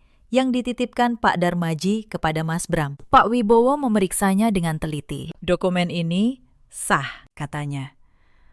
Tercatat resmi dengan tanggal dan saksi yang jelas. Selama dokumen asli ini ada, tidak ada akta lain yang bisa mengalahkannya secara hukum. Siapapun yang mencoba membuat akta baru tanpa melibatkan dokumen ini, berarti melakukan pemalsuan. Kata-kata itu menenangkan saya. Sekarang saya tahu, Kami berdiri di atas dasar hukum yang kuat. Yang kedua, saya menemui Mbak Sumarni, pembantu yang sudah belasan tahun bekerja di rumah Cinere. Wanita itu sudah lama melihat semuanya, tapi tidak berani bicara karena takut kehilangan pekerjaan. Saya menemuinya diam-diam di pasar dekat rumah Cinere. Mbak Sumarni awalnya ragu, tapi ketika saya jelaskan bahwa ini menyangkut keselamatan Pak Darmaji yang sudah ia layani bertahun-tahun, hatinya luluh. Saya melihat semuanya. Bu Nindya, katanya pelan.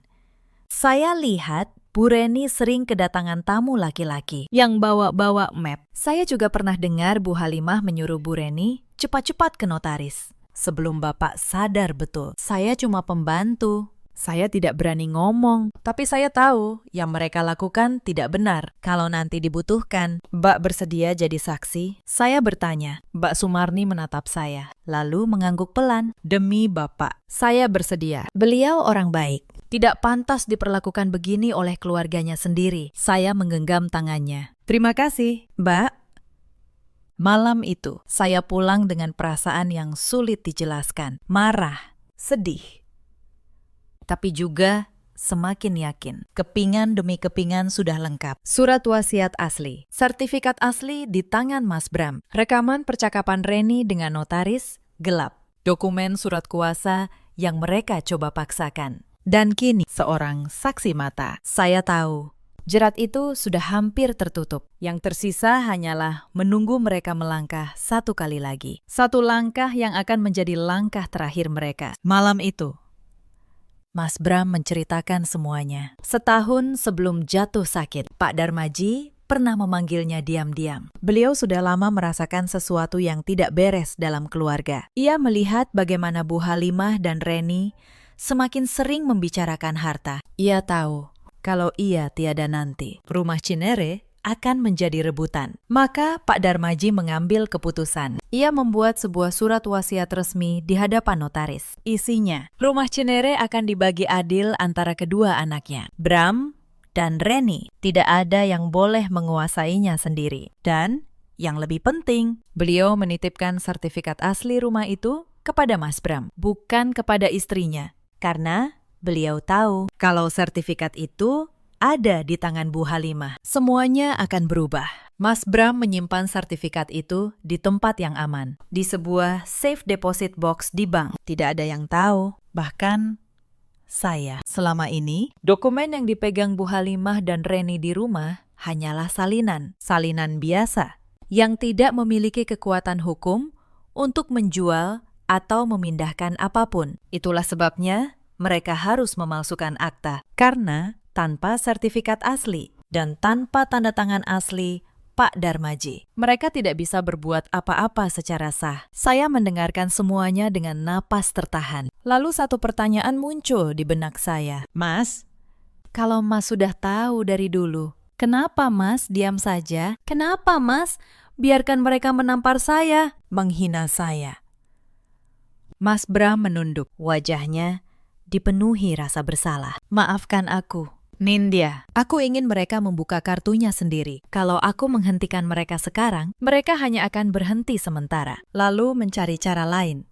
Aku ingin mereka melangkah cukup jauh, sampai tidak bisa mengelak lagi, sampai semua orang melihat siapa mereka sebenarnya. Saya terdiam. Saya mengerti maksudnya, tapi rasa sakit di hati saya tidak hilang begitu saja. Lalu saya menarik napas. Saya menatap suami saya. Dan saya berkata, kalau begitu, kita selesaikan ini dengan cara yang benar. Bukan dengan emosi, tapi dengan bukti. Aku auditor. Aku tahu bagaimana caranya membuat kebohongan tidak punya tempat untuk bersembunyi. Mulai malam itu, kami menyusun rencana. Pertama, Mas Bram diam-diam memasang sebuah alat perekam suara kecil di ruang tamu rumah Cinere. Ia menyamarkannya di balik bingkai foto keluarga. Setiap percakapan di ruangan itu akan terekam. Kedua, saya menghubungi seorang notaris independen yang saya kenal dari pekerjaan, Pak Wibowo. Saya menjelaskan situasinya. Pak Wibowo memeriksa surat wasiat asli yang dititipkan Pak Darmaji dan memastikan bahwa dokumen itu sah dan tercatat resmi. Ketiga, Dan ini yang paling penting. Saya mulai mengumpulkan bukti tentang akta palsu yang sedang dibuat Reni. Saya mencatat tanggal. Saya mengingat ciri-ciri pria notaris gelap itu. Saya mendokumentasikan semuanya. Kami tidak terburu-buru. Seperti seorang auditor yang menyusun laporan. Saya tahu bahwa satu bukti yang kuat lebih berharga daripada 1000 tuduhan. Dan kami menunggu. Menunggu sampai mereka sendiri yang menyodorkan jeratnya. Yang tidak saya duga. Justru merekalah yang menyerang lebih dulu. Suatu sore, saat saya datang ke rumah Cinere, suasananya terasa aneh. Bu Halimah, Reni, dan beberapa kerabat dari pihak Bu Halimah sudah berkumpul di ruang tamu. Mereka menatap saya begitu saya masuk, seolah sudah menunggu kedatangan saya. Reni berdiri, wajahnya berlinang air mata. Itu dia. Itu menantu yang saya ceritakan tadi. Saya berhenti di tengah ruangan. Ada apa ini? Bu Halimah berdiri dengan wajah marah. Masih berani bertanya, setelah apa yang kamu lakukan? Saya tidak mengerti. Bu, apa yang saya lakukan? Reni terisak. Salinan sertifikat rumah ini hilang dari lemari ibu. Saya sudah cari kemana-mana. Dan tadi, waktu saya bersih-bersih kamar Mbak dan Mas Bram di sini, saya menemukannya. Tersembunyi di dalam tas Mbak. Saya tertegun. Apa? Reni mengangkat sebuah map. Di dalamnya ada salinan sertifikat rumah Cinere. Jangan pura-pura tidak tahu. Mbak, ini ditemukan di tas Mbak. Mbak mau mencuri hak keluarga ini, kan? Mbak mau menguasai rumah ini untuk Mbak sendiri. Saya langsung mengerti permainan mereka. Mereka menanam barang bukti palsu. Mereka ingin membalik keadaan, menjadikan saya pencuri, menjadikan saya menantu serakah yang mengincar harta keluarga. Dengan begitu, kalaupun nanti ada masalah dengan akta palsu mereka, semua tuduhan akan jatuh ke saya. Kerabat-kerabat Bu Halimah mulai berbisik-bisik. Pandangan mereka menusuk di mata mereka. Saya sudah menjadi terdakwa. Bu Halimah menunjuk wajah saya. Sudah saya bilang dari dulu, perempuan ini tidak bisa dipercaya. Pintar, tapi licik. Memang dari awal niatnya mau menguasai harta kami. Saya berdiri membeku. Meskipun saya sudah menduga mereka akan melakukan sesuatu, saya tidak menyangka mereka akan senekat ini. Menanam bukti palsu, memfitnah saya di depan seluruh keluarga. Untuk sesaat, saya merasakan ketakutan yang dingin. Kalau saya tidak bisa membuktikan diri, dalam satu sore, saya akan berubah dari menantu yang ditindas menjadi pencuri di mata semua orang. Tapi kemudian saya teringat, saya tidak sendirian kali ini. Saya menarik napas panjang. Saya menatap mereka satu persatu dengan tenang. Lalu saya berkata, baik, kalau ibu menuduh saya mencuri, mari kita selesaikan dengan benar. Panggil semua orang yang perlu hadir. Karena hari ini, saya rasa, sudah waktunya semua kebenaran dibuka. Sore itu juga, ruang tamu rumah Cinere menjadi tempat pengadilan keluarga. Bu Halimah memanggil lebih banyak kerabat. Reni terus menangis, memainkan perannya sebagai korban dengan sempurna. Air matanya, suaranya yang bergetar, tangannya yang memeluk map berisi sertifikat. Kalau saya tidak tahu yang sebenarnya, mungkin saya pun akan terkecoh. Bu Halimah memimpin, suaranya lantang. Hari ini kita kumpul, supaya semua saksi tahu. Menantu saya ini ketahuan menyembunyikan sertifikat rumah di dalam tasnya. Ini bukti dia mau mencuri harta keluarga. Saya minta dia mengaku dan minta maaf di depan semua orang. Saya berdiri di tengah ruangan. Saya tidak menangis. Saya tidak gemetar. Saya hanya menunggu. Mas Bram berdiri di samping saya. Tenang.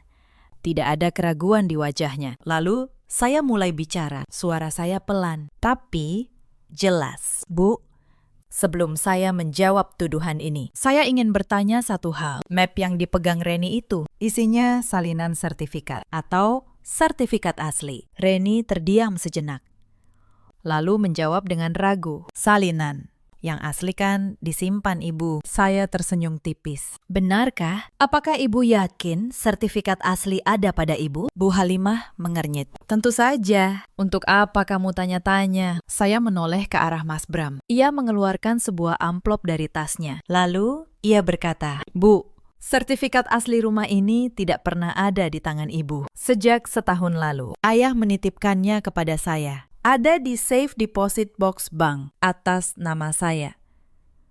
Wajah Bu Halimah berubah. Kamu bohong. Mas Bram menyodorkan dokumen dari amplop itu. Ini surat penitipan dari bank. Dan ini surat wasiat asli ayah. Dibuat di hadapan notaris setahun lalu. Isinya, rumah ini dibagi adil untuk saya dan Reni. Bukan untuk dikuasai siapapun sendirian. Ruangan menjadi hening. Reni berdiri. Suaranya mulai panik. Itu pasti palsu. Mereka berdua pasti memasukkan surat wasiat itu. Disinilah saya mengambil alih. Saya mengeluarkan ponsel saya. Soal palsu, memalsukan. Kebetulan, saya punya sesuatu yang ingin saya perdengarkan. Tapi, sebelum itu, izinkan saya bertanya pada Reni. Siapa pria yang datang ke rumah ini minggu lalu? Yang kamu temui di balik pohon mangga. Wajah Reni memucat seketika. Saya melanjutkan. Pria itu seorang notaris gelap, kan? Yang kamu minta membuat akta jual beli palsu atas rumah ini dengan tanda tangan ayah yang dipalsukan. Karena ayah sudah tidak bisa menandatangani apapun sendiri. Bu Halimah membentak, jangan dengarkan dia. Dia mengarang cerita. Saya menekan tombol di ponsel saya. Suara rekaman memenuhi ruangan. Suara Reni sendiri. Jelas dan tidak terbantahkan. Yang penting, akta jual belinya jadi. Kakak saya itu tidak akan pernah curiga. Lalu, suara pria asing. Ini di luar prosedur. Kalau sampai ada masalah hukum, saya tidak ikut bertanggung jawab. Ruangan itu sunyi senyap. Para kerabat yang tadi menatap saya dengan penuh tuduhan, kini menoleh ke arah Reni dengan wajah tak percaya. Saya berdiri di tengah ruangan itu, mendengar suara rekaman yang masih bergema. Aneh sekali rasanya. Selama berminggu-minggu, saya menanggung tamparan, hinaan, dan fitnah. Dalam diam, saya menelan semuanya. Mengumpulkannya satu persatu, seperti seorang auditor yang menyusun bukti tanpa membuat keributan. Dan kini, semua itu berbicara untuk saya, tanpa saya perlu berteriak, tanpa saya perlu menangis. Reni terduduk di kursi, tangannya gemetar, bibirnya bergerak, tapi tidak ada kata yang keluar. Bu Halimah masih mencoba bertahan. Itu rekaman yang diedit. Mereka memfitnah anak saya. Saya menatap Bu Halimah dengan tenang. Bu, sebagai auditor, saya tahu persis bagaimana memverifikasi keaslian sebuah rekaman. Dan kalau ibu mau, kita bisa serahkan semuanya ke pihak yang berwenang. Rekaman ini, akta palsu yang sedang dibuat Reni, dan surat wasiat asli ayah. Biar mereka yang menentukan siapa di ruangan ini yang sebenarnya mencoba mencuri. Saya berhenti sejenak.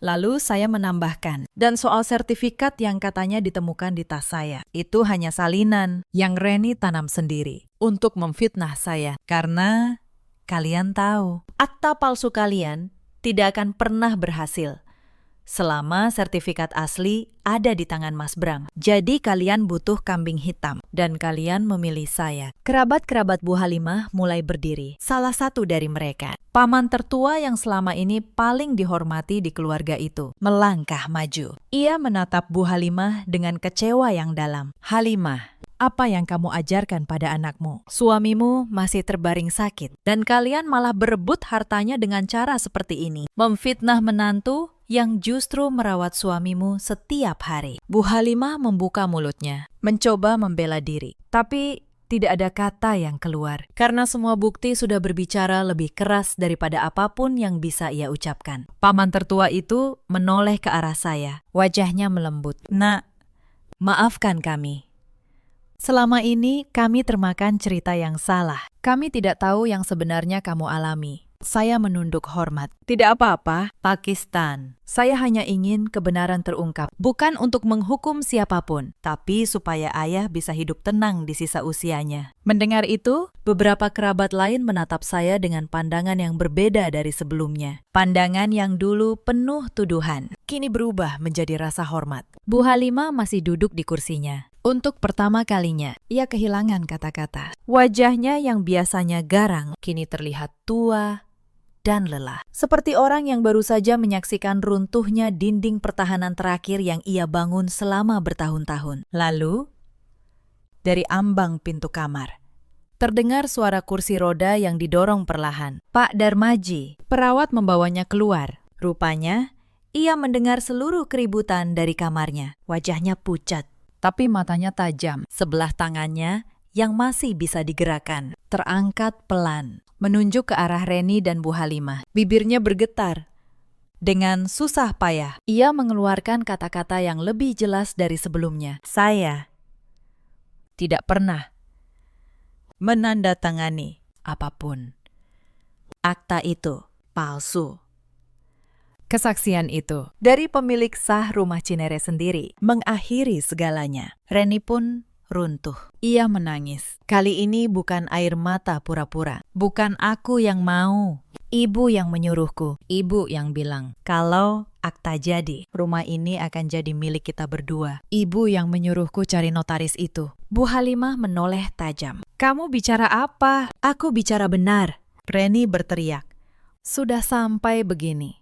Ibu masih mau menjadikanku kambing hitam. Ibu pikir aku sebodoh itu di hadapan seluruh kerabat. Kedua orang yang tadi begitu kompak memfitnah saya. Kini saling menyalahkan satu sama lain. Topeng keluarga terhormat yang mereka jaga selama bertahun-tahun runtuh dalam satu sore. Saya berdiri di samping Mas Bram, menyaksikan semuanya. Saya tidak merasa menang. Saya hanya merasa lelah dan sedikit lega. Beberapa minggu kemudian, semuanya selesai secara hukum. Akta jual beli palsu itu dibatalkan sebelum sempat digunakan. Notaris gelap yang membantu Reni diproses oleh pihak berwenang. Bu Halimah dan Reni tidak masuk penjara karena Pak Darmaji sebagai korban memilih tidak menuntut mereka. Beliau hanya minta satu hal, agar rumah Cinere dibagi sesuai surat wasiat aslinya, adil untuk kedua anaknya. Tapi yang hilang dari keluarga itu jauh lebih besar